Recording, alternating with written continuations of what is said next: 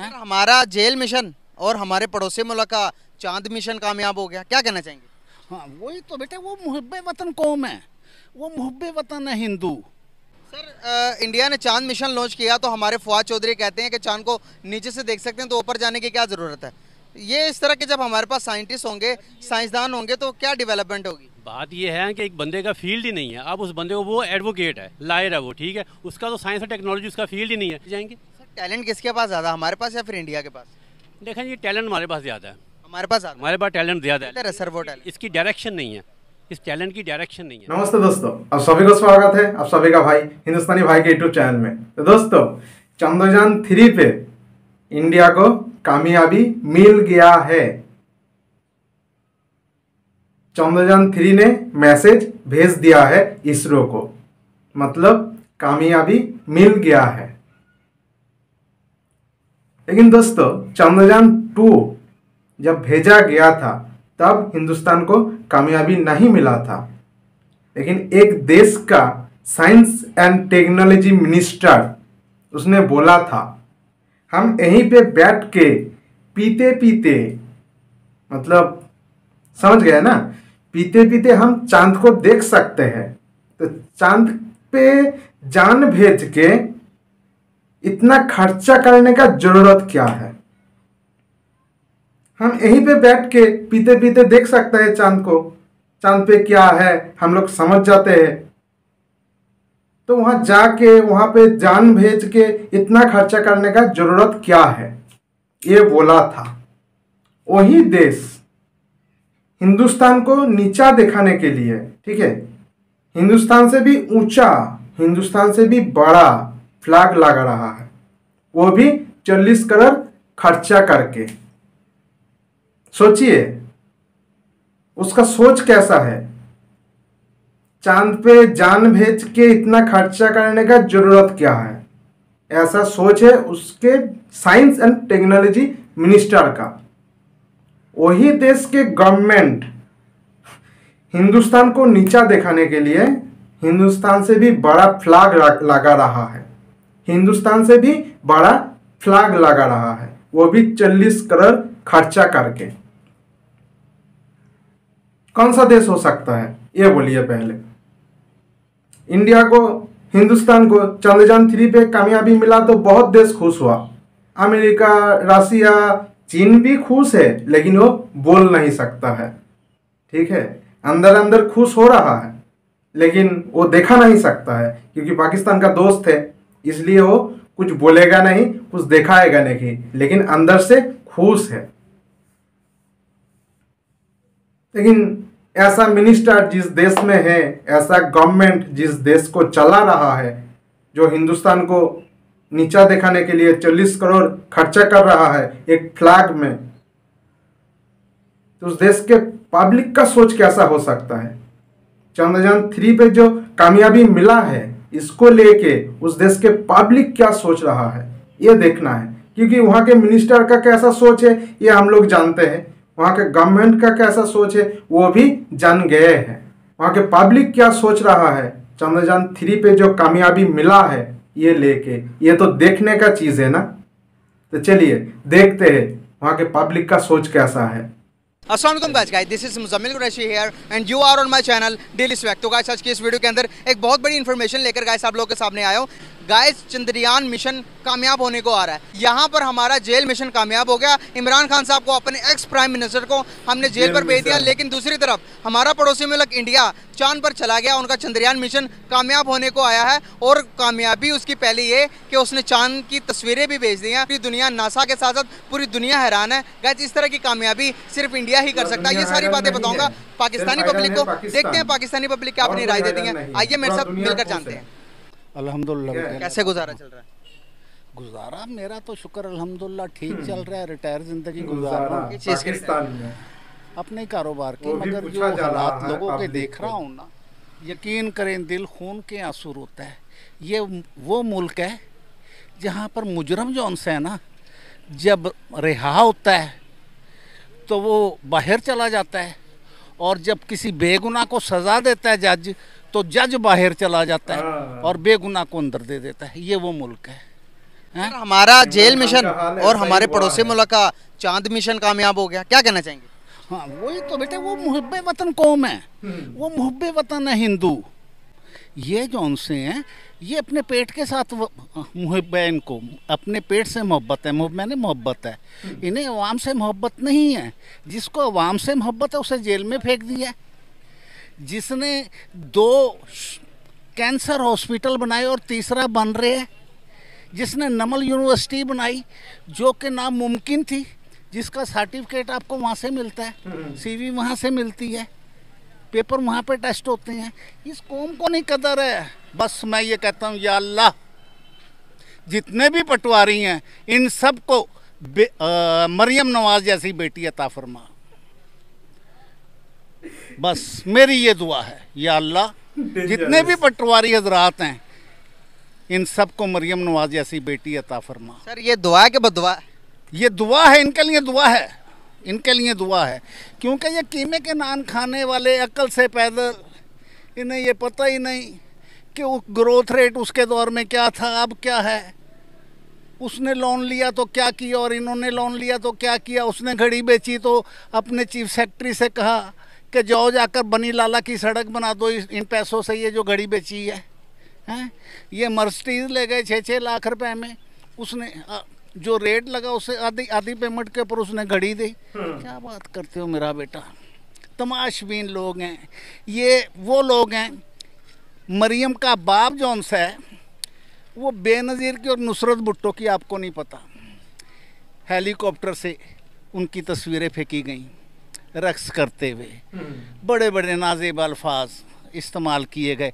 1 किस vote, 1 vote 1 किस, बेनज़ीर के बारे में 1 वोट, ये अल्फाज इस्तेमाल हुए।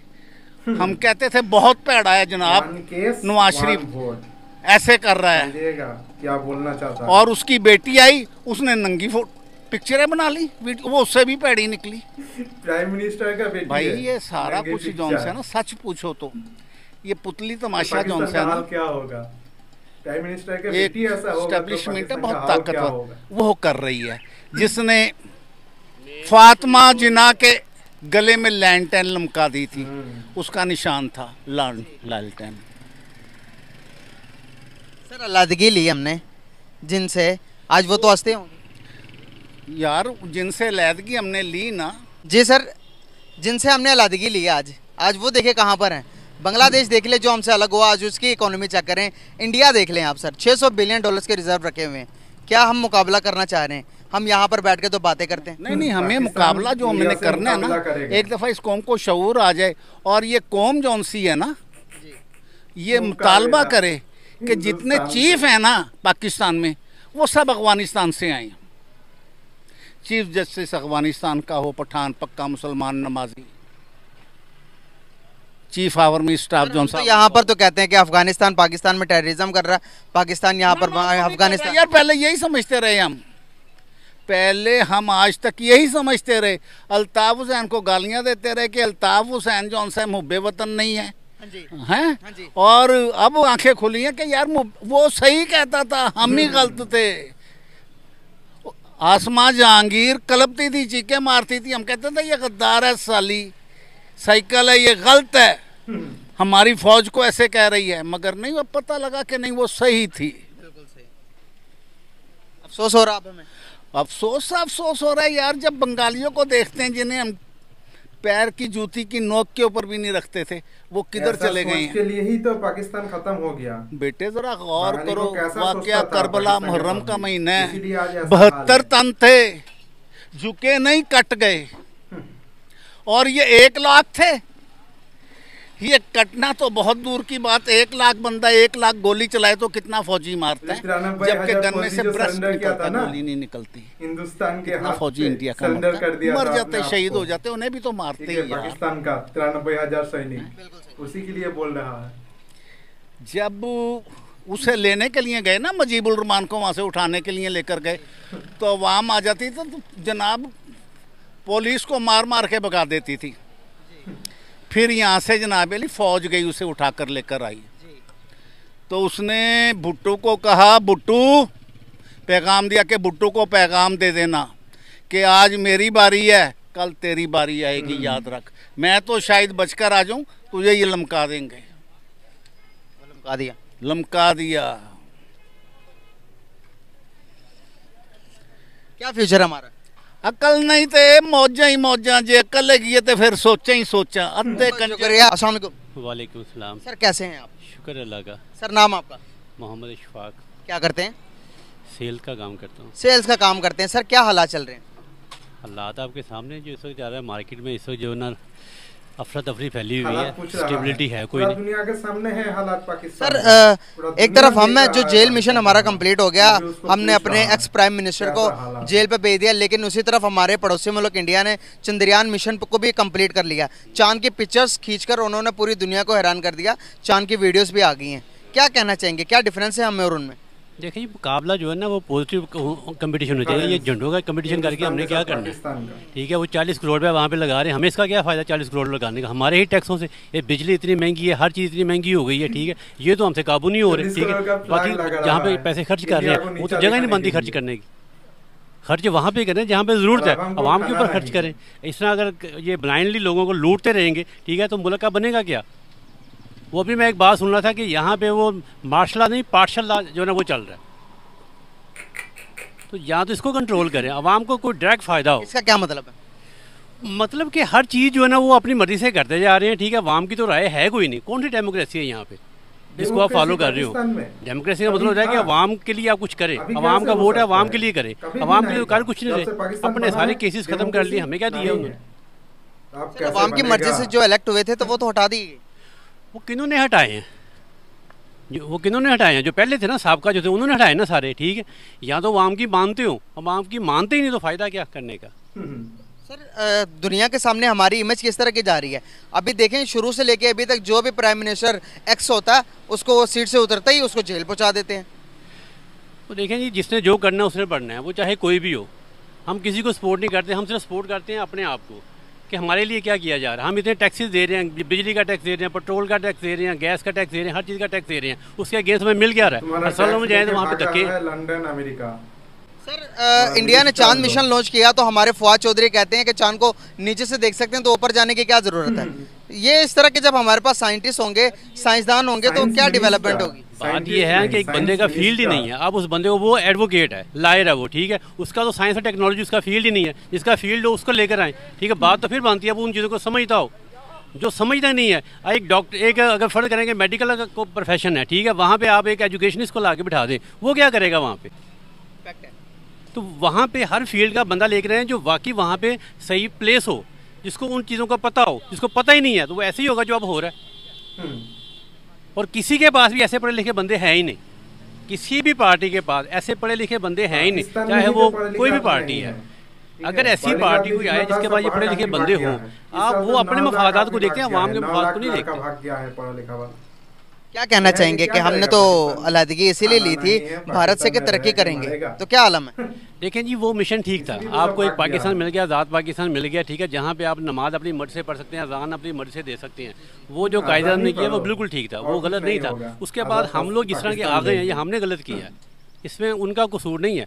उन्होंने एक जो उनकी सोच थी वो ठीक थी, दो कौमी नज़रिया ठीक था, लेकिन हमने उसका तहफ़्फ़ुज़ ही नहीं किया। इसमें सिर्फ वो नहीं कि ऊपर वाले ज़िम्मेदार हैं, हम सारे ज़िम्मेदार हैं। 5 रुपये के पीछे तो हमारा ईमान बिक जाता है। दुकानदार अगर हमें फ़र्ज करें 10 रुपये उसने ज़्यादा दे दिए हैं, हम 10 रुपये वापस तो नहीं करते उससे, यहाँ तो उसे वापस करते हो, तो फिर तो मज़ा आता है कि ये हम भी ईमानदार हैं। तो ये सारी तब्दीलियाँ जो है ना, ये हमारे अंदर से शुरू होनी है। कभी ईमानदार तो जब तक हम ठीक नहीं होंगे, ना मुल्क ठीक होगा, ना आवाम ठीक होगी। कभी भी ईमानदार नहीं था पाकिस्तान। इतनी सी बात है। पाकिस्तान हमने ले लिया आपके मुताबिक के हमने बहुत अच्छा किया, और अगर देखते हैं आज तो हमसे ज़्यादा जो पहले हमारा पार्ट था 71 में हमसे अलग हुआ बांग्लादेश की आज इकोनॉमी देखें और आज आप हमारी इकोनॉमी देखें, क्या वो क्या सोचते होंगे आज हमारी हालात को देखे? वो डेवलपमेंट हो गए, डेवलपमेंट की तरफ चले गए, तरक्की करके वो इंडिया देख ले कहाँ चला गया। आज वो दोनों मुल्क हमें देखकर क्या महसूस करते होंगे? सर देखें, आपके असल में आपका यहाँ पे जितना एजुकेशन सिस्टम डेवलप होगा ना, उतना ही आप लोग ज़्यादा आगे जाएंगे। ठीक है, हमारे यहाँ पे एजुकेशन सिस्टम है क्या? झूठ। आप ये भी तो देखें ना, यहाँ तो हमारा सिस्टम अच्छा हो, सिस्टम आपको सपोर्ट करता हो। जितने ये सारे कॉलेजेस हैं, ये जो बड़े बड़े कॉलेजेस बने हुए हैं, ठीक है, उनकी फीसें देखें, एक आम बंदा अफोर्ड कर सकता है। यहाँ तो ऐसी पॉलिसीज बनाए कि टैलेंट ऊपर आए। टैलेंट तो ऊपर आता ही नहीं, टैलेंट तो धक्के खा के दब जाता है सारा। वो लोग इसलिए ऊपर चले गए हैं कि उन्होंने अपने टैलेंट की कदर की है, लोगों को ऊपर लेकर आए, उनको एजुकेशन दी है। हमारे यहाँ पर तो सिस्टम ही कोई नहीं है।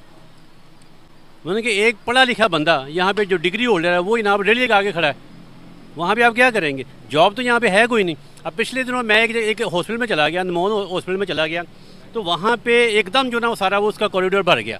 तो मैंने एक बंदे से पूछा, मैंने कहा यार ये सारा कॉरिडोर भर गया, अभी तो कुछ भी नहीं था। उसने कहा जी आज यहाँ पे एक टेस्ट है। मैंने कहा किस चीज़ का टेस्ट है? ये टेस्ट उसने बताया जी वो कोई जूनियर साइंटिस्ट के टेस्ट है यहाँ पे। और वुड यू बिलीव के वहाँ पे PhD केमिस्ट्री लोग आए हुए थे कि जिन्होंने PhD की हुई थी, ठीक है, वो भी वहाँ पे आए हुए थे। उन्होंने कहा जी हम पहले 6 दफ़ा ये टेस्ट दे चुके हैं इस तरह के, इस्लामाबाद में भी कराची में भी। लेकिन होता क्या है कि 60,000 70,000 बंदा भीड़ होता है, ठीक है, वैकेंसी सारी जो है 20-25 होती हैं। तो कई लोगों ने डिसाइड होकर टेस्ट देना ही बंद कर दिया। कोई आपके पास इतना पढ़ा लिखा जो ना वो तबका मौजूद है, लेकिन कहीं पे कॉमोडिटी नहीं हो रहा। अब क्या होगा जब उन लोगों को काम नहीं मिलेगा? या तो वो रेडी लगाएंगे या फिर वो जराइम की तरफ चले जाएंगे।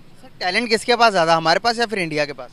देखें ये टैलेंट हमारे पास ज़्यादा है, हमारे पास टैलेंट ज़्यादा है सर। वो टैलेंट, इसकी डायरेक्शन नहीं है, इस टैलेंट की डायरेक्शन नहीं है असल में। अगर हम में टैलेंट बहुत ज़्यादा होता तो चलो, पाकिस्तान में डायरेक्शन नहीं है, बाहरी कंट्री में तो होती। अगर आप अमेरिका देखेंगे, अमेरिका की सबसे बड़ी से बड़ी कंपनी का CEO आप देखेंगे तो इंडियन है। वाह इंडियन? सुन ले मेरी बात, इंटरनेशनली जितने भी बड़े आप फील्ड देखेंगे ना, वहाँ पे आप कोई ना कोई पाकिस्तानी बैठा हुआ नजर आएगा। कौन सी? मैं एक कोई नाम ले, आप देख लें, मैंने कि अब इसमें चले जाएं, आप इंडिया के आप जितने इसके UK के आप सारे डॉक्टर उठा के देख लें, ठीक है, हमारे ही डॉक्टर वहाँ पे जाके प्रैक्टिस करते हैं। वहाँ पे लोग 6-6 महीने पहले उनके टाइम लेते हैं। आपके सर्जन सारी दुनिया में मशहूर हैं। सवाल यहाँ पर ये है, अगर हमारे पास इतने अच्छे डॉक्टर्स हैं, सवाल पहले सुन लेना, सुन ले मेरी बात। O लेवल के जितने भी वहाँ पे कभी केमिस्ट्री का कहीं टेस्ट हो रहा है, रिसेंटली ऑस्ट्रेलिया में एक बच्ची ने वहाँ पे विन किया, ऑस्ट्रेलिया में इस क्या नाम है O लेवल का, वहाँ पे उसने विन किया। उसने कोई उसका मैथ्स का कोई कंपटीशन था, ठीक है। ये कोई ना कोई ऐसी खबरें हमारे पास आती रहती हैं। एक सवाल है छोटा सा, अगर हमारे पास इतने अच्छे डॉक्टर्स हैं तो आप देखते हैं किडनी ट्रांसप्लांट, लीवर ट्रांसप्लांट के लिए हमें इंडिया क्यों जाना पड़ता है? अगर कोई बड़े से बड़ा ऑपरेशन होता है, अफशीन नाम की एक लड़की, आप गूगल कर सकते हैं, अफशीन नाम की एक लड़की थी जिसकी ना गर्दन टेढ़ी हुई थी, बड़ी थी, वो पैदाइशी ऐसी थी कि उसकी गर्दन टेढ़ी थी। पूरे पाकिस्तान वो घूम चुकी लड़की, लेकिन पूरे पाकिस्तान में इलाज नहीं हुआ। एंड पे आखिरकार इंडिया ने एक डॉक्टर के साथ जिसका रब्ता हुआ और उन्होंने इंडियन डॉक्टर ने बुलाकर फ्री ऑफ कॉस्ट उसका इलाज करके पाकिस्तान भेजा। सवाल मेरा यहाँ पर फिर से वही है, अगर हमारे पास इतना अच्छा टैलेंट है, डॉक्टर्स इतने अच्छे हैं, तो इलाज यहाँ पर क्यों नहीं हो और वह इंडिया क्यों जाना पड़ा? वो सर जी बात ये है कि आप देखिए, हम लीवर ट्रांसप्लांट का इन्होंने पिछले दिनों एक हॉस्पिटल बनाया, वहाँ पे उसने DH6 में बनाया हॉस्पिटल, ठीक है, वहाँ पे उन्होंने बनाया। अब वहाँ पे मैंने पर्सनली जाकर देखा है कि वहाँ पे उनके पास अपना बिजली का निज़ाम नहीं था, वो जनरेटर पर चला रहे थे। अब आप अंदाज़ा करें कि एक हॉस्पिटल जनरेटर पर चल रहा है, महीने का फर्ज करें उसका जनाब 50 करोड़ का खर्चा आ रहा है जनरेटर का, ठीक है, तो आप कहाँ से अफोर्ड करेंगे? वहाँ पे डॉक्टर उन्होंने ये क्या नाम है, ये जो शौकत खानम से उन्होंने डबल, उन्होंने क्या नाम है उसके ऊपर तनख्वाह के ऊपर वहाँ पे डॉक्टर लेकर आए हैं, ठीक है, लेकिन वहाँ पे फारिग बैठे हुए, बेकार बैठे हुए, काम ही कोई नहीं है। सारा सिस्टम उनका जो है ना उस पर चल रहा है, जनरेटर पे चल रहा है। तो अगर आपने कोई चीज़ प्लान की है, अगर आपने लीवर ट्रांसप्लांट का वहाँ पे हॉस्पिटल लगाया है, आपको उसका सारा ये भी प्लान करना चाहिए, इनके पास बिजली भी होनी चाहिए, इनके पास हर किस्म का निज़ाम होना चाहिए। अब वहाँ पर अगर लोग जाएंगे वो कैसे एंटरटेन करेंगे? धक्के खाएंगे ना। फिर अगर यहाँ पे इन्होंने, अब होता क्या है हॉस्पिटल में, क्या होता है हॉस्पिटल में लोग बच्चे को लेकर जाते हैं, वहाँ पे लाइनें तो लगी होती हैं, उनकी बारी नहीं आती, धक्के खाते हैं, ठीक है। वही डॉक्टर इवनिंग में प्रैक्टिस कर रहे होते हैं, ठीक है। अब लोग उनको जाके 2,000, 2,500, 3,000 की फीस नहीं दे सकते, वहाँ पे उनकी बारी नहीं आती। और डॉक्टर वहाँ पे अपने क्लिनिक में बैठते कब, वहाँ चैम्बर में बैठते कब हैं? शॉर्टकट में आप बताना चाह रहे हैं कि पूरा मुल्क ही करप्ट है? सर ये हम इसमें अगर हम कोशिश करके भी देख लें ना, तो जिनके पास ऊपर सिस्टम है ना, जो जिनके पास इजारादारी है, ठीक है, वो इस सिस्टम को ऊपर आने ही नहीं देते। पहली बात तो ये है। अब आप देखें ना, मेडिकल कॉलेज में आप एडमिशन लेते हैं, ठीक है, अब इन्होंने सेल्फ जो ना वो एम्प्लॉय का सिस्टम शुरू कर दिया, पैसे दो वहाँ पे एडमिशन ले लो, ठीक है। टैलेंट तो खत्म हो गया ना वहाँ पे। अब आपके जैसे ही FSC के आप पेपर देते हैं, ठीक है, 70 किस्म के तो टेस्ट आ गए कि आपने मेडिकल में एडमिशन लेना है, तो जनाब आप वो सारे टेस्ट क्लियर करके फिर आए। अब वो क्या है, बेसिकली वो अर्निंग है, वो अर्निंग है सारी। मैंने अपनी बेटी को जनाब जब एडमिशन दिलवाना था मेडिकल में, ठीक है, वो जनाब वो फलां टेस्ट पास कर लें, फलां टेस्ट पास कर लें, फलां टेस्ट कर लें, GC में टेस्ट दिलवाया, ठीक है, लाहौर कॉलेज में टेस्ट दिलवाया, उसके बाद वो पंजाब यूनिवर्सिटी के अंदर टेस्ट होते हैं, ठीक है। तो अब ये बंदा क्या क्या करे? सर शॉर्टकट में एक सवाल पूछूंगा, आखिरी सवाल है ये। मुल्क के हमने तो खामियां तो बहुत सारी बता दी और मसाइल तो बहुत सारे हमने बता दिए, सर हल क्या है? कैसे हम इस निज़ाम को ठीक कर सकते हैं? कैसे आज का एक नौजवान खुशगवार हो सकता है? कैसे मेरा मुल्क खुशगवार हो सकता है? इसके बारे में थोड़ी सी बात कर लेते हैं।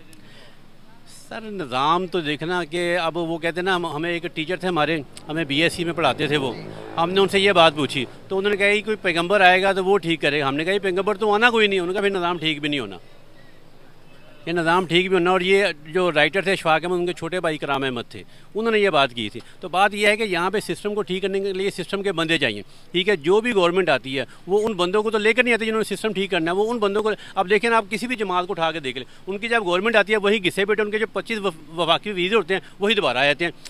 पहले पेट्रोलियम में थे, ठीक है, अब वो इनाम सुई गैस में आ गए हैं, उसके बाद वो रेलवे में चले गए हैं, वही सारे बार बार घूम रहे हैं। सर आप हिंदुस्तान को कैसे समझते हैं, आज तरक्की कर गया वो? और सारे हिंदुस्तान में देखें आप, अगर आप फ़र्ज करें कि आप कहते हैं जी वो इंग्लिश बहुत अच्छी बोलते हैं, सपोज़ आप ये कहते हैं इंग्लिश बहुत बोलते हैं, वहाँ पे मोर देन 200 वहाँ पे लैंग्वेज बोली जाती हैं, ठीक है। उनके पास इंग्लिश के अलावा और मीडिया ही कोई नहीं है। अब उनकी आबादी के 1.25 अरब उनकी आबादी है, ठीक है, हमारी आबादी 25 करोड़ है, हम उनकी आबादी का 5वां हिस्सा है। तो जब आप टैलेंट को आप कंपेयर करेंगे ना, परसेंटेज निकालेंगे, हमारी परसेंटेज ज़्यादा निकलेगी, हमारे पढ़े लिखे लोग ज़्यादा निकलेंगे, हमारा लिटरेसी रेट ज़्यादा निकलेगा। अनफॉर्चुनेटली कम है उनसे। वो सर कम इसलिए है कि शो नहीं किया जाता, ज़्यादा है, ये हम लोगों को सुनना पड़ेगा, मानना पड़ेगा। जितना पढ़े लिखे लोग था वो तो सब पाकिस्तान से भाग गया बाहर कंट्री, ठीक है। पाकिस्तान में खाना नहीं है, आटा नहीं है, कुछ दिन बाद पीने के लिए पानी भी नहीं रहेगा, कश्मीर उसको भी रुक देगा, ठीक है।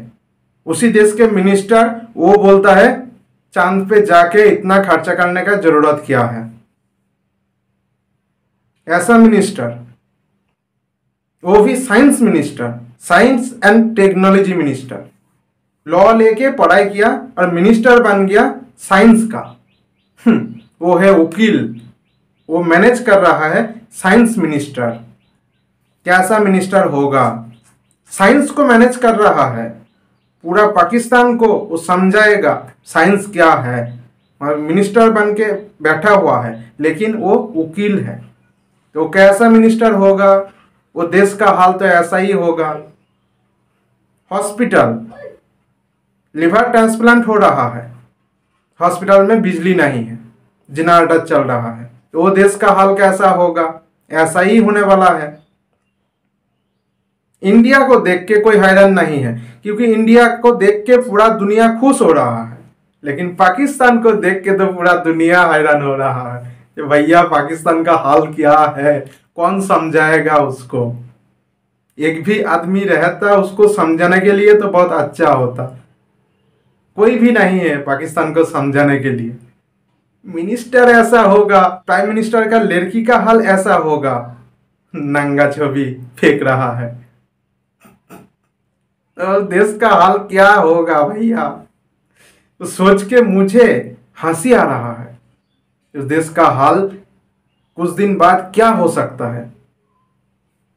सनी देओल ने बोला है गद्दार 2 में कि पाकिस्तान के पब्लिक को सुजग मिलेगा ना तो आधा पाकिस्तान छोड़ के हिंदुस्तान आ जाएगा, आधा पाकिस्तान के पब्लिक पाकिस्तान को छोड़ के हिंदुस्तान में आ जाएगा। तो मैं तो बोलता हूँ आधा नहीं, पूरा ही पूरा पाकिस्तान छोड़ के आ जाएगा हिंदुस्तान, सुजग मिला तो। ऐसा देश में कोई रहना नहीं चाहता है, लेकिन उस लोगों को रहना पड़ेगा। उस लोगों को कोई लेना नहीं चाहता है, वो जाएगा कैसे, क्योंकि उसका सोच घटिया सोच है, अलग सोच है, वो सोचता है अलग, पूरा दुनिया से अलग सोचता है। नहीं तो 40 करोड़ खर्चा करके कोई फ्लैग बनाता है क्या? 40 करोड़ खर्चा करके सिर्फ हिंदुस्तान को नीचा दिखाने के लिए 2-4 अंगुल ऊपर लगाना है फ्लैग, हिंदुस्तान के फ्लैग से 2-4 अंगुल ऊपर लगाना है पाकिस्तान के फ्लैग, इसके लिए 40 करोड़ खर्चा कर दिया। लेकिन अब हम वहाँ के लोगों को खाना नहीं मिल रहा है। वहाँ का मिनिस्टर का सोच ऐसा ही है, इसीलिए बोला था चांद पे जाने का जरूरत नहीं है, हम यहाँ पे बैठ के पीते पीते चांद को देख सकते हैं। तो इतना खर्चा करके क्या होगा। तो दोस्तों कैसा लगा? अच्छा ही लगा होगा, और अच्छा लगे तो सब्सक्राइब कर दीजिएगा, और सब्सक्राइब करने के बाद ऑल बटन को दबा दीजिएगा। डेली का डेली ऐसा मज़ेदार वीडियो आप लोगों के पास पहुंच जाएगा। चलिए दोस्तों, जय हिंद, वंदे मातरम।